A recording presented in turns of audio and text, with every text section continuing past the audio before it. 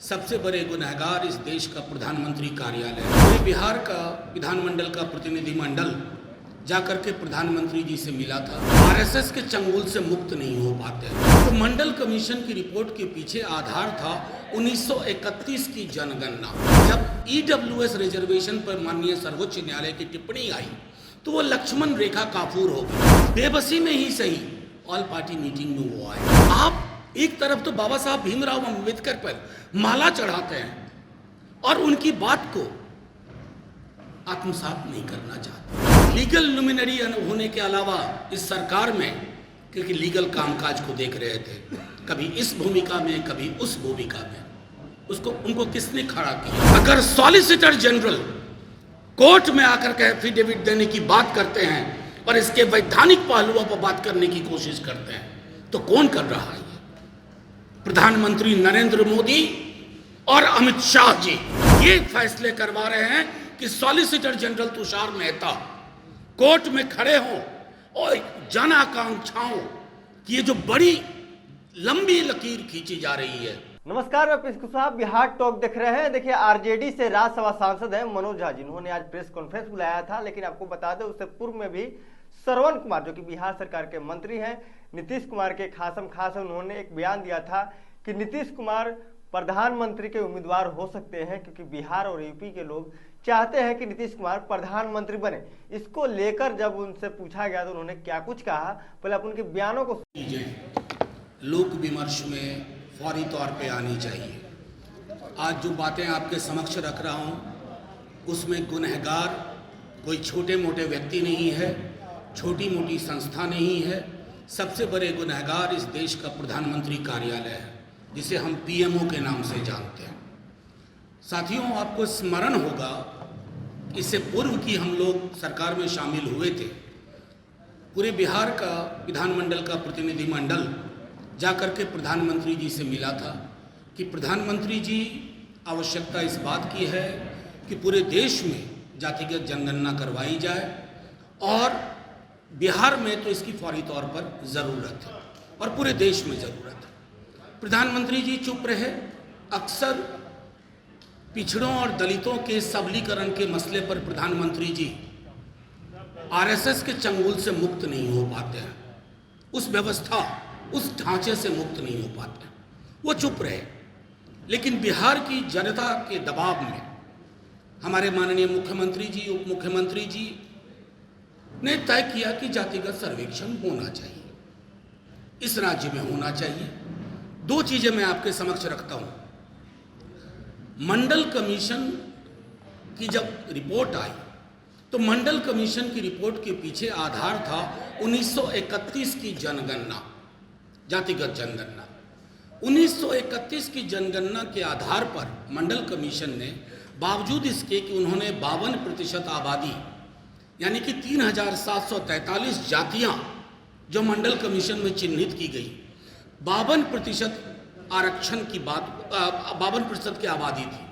आरक्षण 27% इसलिए किया गया कि उस वक्त इंदिरा साहनी जजमेंट और बालाजी जजमेंट के आलोक में 27% ही हो सकता था, क्योंकि 50% की सीलिंग को क्रॉस नहीं करना था। वो एक लक्ष्मण रेखा थी। उस लक्ष्मण रेखा को जब ईडब्ल्यूएस रिजर्वेशन पर माननीय सर्वोच्च न्यायालय की टिप्पणी आई तो वो लक्ष्मण रेखा काफूर हो गई, वो खत्म हो गई। तो एक बहुत बड़ी आबादी जो इस देश की है उसको अपने आबादी के अनुरूप फैसले चाहिए थे, आरक्षण की व्यवस्था चाहिए थी। उसके लिए क्या आवश्यक था? एक वैज्ञानिक समकालीन आंकड़ा हमारे पास हो। बिहार ने उस दिशा में पहल की और पहल मजबूती से की। भाजपा के हमारे साथियों को रिलक्टेंस था, बेबसी में ही सही ऑल पार्टी मीटिंग में वो आए।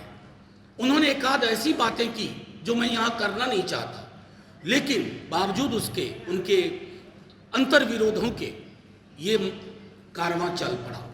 लगभग आंकड़े पूरे हो गए। अब मैं आपको इसमें प्रधानमंत्री कार्यालय की भूमिका बताता हूँ। एक इंडिविजुअल पिटिशनर जाता है, एक संस्था जाती है जिसको कहते हैं हम youth for equality. Youth for equality is actually youth for inequality. समता मूलक समाज की अवधारणा से ये मीलों दूर हैं। आप इनके बारे में थोड़ा गूगल करेंगे तो पता चल जाएगा कि आरक्षण को लेकर के कितनी अशोभनीय टिप्पणियां करती है। अब वो संस्था जब जाती है सुप्रीम कोर्ट, पहले तो हाई कोर्ट में जब वेकेशन से पहले एक इंटरिम सा स्टे था, मिठाइयां बांटी गई भाजपा कार्यालय में। ये मिठाइयां किसके आंसुओं पर आप बंटवा रहे थे? पिछड़े वर्ग, अत्यंत पिछड़े वर्ग। आप एक तरफ तो बाबा साहब भीमराव अम्बेडकर पर माला चढ़ाते हैं और उनकी बात को आत्मसात नहीं करना चाहते हैं, उनकी बातें आपको चुभती हैं। तो मिठाइयां आपने बांटी, चलिए हमने कलेजे पे पत्थर रख लिया।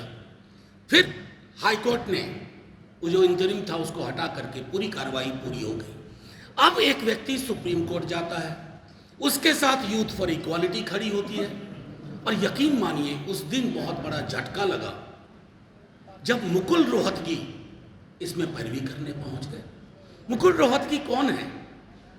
इस देश के लीगल लुमिनरी होने के अलावा इस सरकार में, क्योंकि लीगल कामकाज को देख रहे थे, कभी इस भूमिका में कभी उस भूमिका में, उनको किसने खड़ा किया?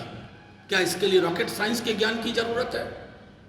क्या यह हमें स्पष्ट नहीं है कि येन केन प्रकारेण प्रधानमंत्री कार्यालय चाह रहा था कि चादर के पीछे पहले मुकुल रोहतगी को खड़ा करो, फिर वो उनकी बात नहीं मानी गई। कौन आया पता है आपको? Solicitor general Tushar Mehta. Solicitor general का मंतव्य और वक्तव्य सरकार का मंतव्य और वक्तव्य होता है। अगर सॉलिसिटर जनरल कोर्ट में आकर के एफिडेविट देने की बात करते हैं और इसके वैधानिक पहलुओं पर बात करने की कोशिश करते हैं, तो कौन कर रहा है? प्रधानमंत्री नरेंद्र मोदी और अमित शाह जी। आप दोनों प्रधानमंत्री कार्यालय से ये फैसले करवा रहे हैं कि solicitor general Tushar Mehta court में खड़े हों और जन आकांक्षाओं की ये जो बड़ी लंबी लकीर खींची जा रही है बिहार में, उसको कुंद करें। आप ये समझ नहीं पा रहे हैं, आप आग से खेल रहे हैं, आप आग से खेल रहे हैं। ये समाज शांतिपूर्ण तरीके से अपना अधिकार चाहता है। ये सिर्फ ओबीसी की बात नहीं है, कई मिथक टूटेंगे इससे। अन्य अन्य जातियां भी सामाजिक आर्थिक रूप में कहां खड़ी हैं, उससे हमारी सरकार को फैसला लेने में मदद होगी। सरकार का काम सिर्फ झुनझुना बजाना नहीं होता है, सरकार का काम सिर्फ नाम बदलना नहीं होता है। आज इस शहर का नाम बदल दिया, कल उस शहर का नाम बदल दिया, कल चांद पे कोई नाम रख दिया। सरकार का काम की जो आपकी प्रतिबद्धता है उसको बदलने की कोशिश आप ये जो कर रहे हैं, ऑन रिकॉर्ड है सारी चीजें। तुषार मेहता से आप गुनाह करवा रहे हैं, सॉलिसिटर जनरल से, लेकिन पीछे खड़े हैं प्रधानमंत्री जी, गृह मंत्री जी, क्योंकि उनको पता है कि इस आप ऐसा कर रहे हैं ना, आप मुंबई की बैठक से पहले बैठक क्यों करवा रहे हैं? बैठक में कई दल होते हैं, सब दल मिल के फैसला लेते हैं। और हमारे यहाँ परिपाटी है कि सब बोलता है, उस दल की तरह नहीं है जहाँ एक बोलता है बाकी सबका काम सुनना होता है। नहीं, अभी बैठक होने दीजिए ना मुंबई की।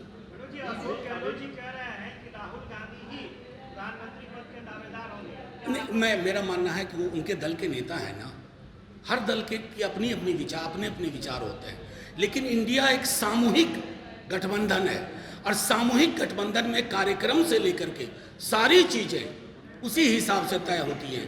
आज के दिन में मोदी जी की लड़ाई किससे है पता है? We the people of India, हम भारत के लोग।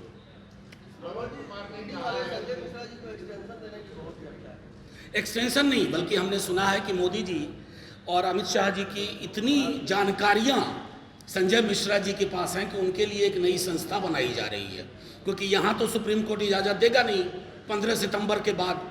तो एक नई संस्था बन रही है, सेंट्रल इन्वेस्टिगेटिव ऑर्गेनाइजेशन, जिसके अंदर ईडी और सीबीआई होगी, और महापुरुष संजय मिश्रा जी को उसका भार दिया जाएगा। काम उनका ये होगा कि जितने भी विपक्ष शासित राज्य हैं और नेता हैं, उनको किसी प्रकार परेशान करो ताकि इंडिया गठबंधन केस मुकदमा में उलझा रहे और मेरे लिए थोड़ा आसान हो जाए चुनाव। मनोज झा जी, एक और सवाल है कि एक मिनट दूसरे we the people of India, हम भारत। एक बात आपको मैं बताऊं, मैं पहले बताऊं, नीतीश जी ने कई दफा खुद कह दिया, तेजस्वी जी ने कह दिया अपनी अपनी महत्वाकांक्षा। मैं सिर्फ इतना कहना चाहता हूं ना, प्रधानमंत्री जी को साबुन और शैम्पू का पाउच मत बनाइए। प्रधानमंत्री का पद लोकतंत्र की सामूहिकता का सवाल होता है। आत्ममुग्ध राजनीति से तानाशाह पैदा होता है। व्यक्ति विमर्श ने इस देश का नुकसान कर दिया है। हम सामूहिकता में ले जाएंगे, फर्स्ट अमॉन्ग इक्वल्स की बात होगी। ऐसा नहीं कि एक व्यक्ति जो संसद और संस्थाओं पे भारी पड़ जाए, जिसके सामने लोग जुबान न खोल पाए।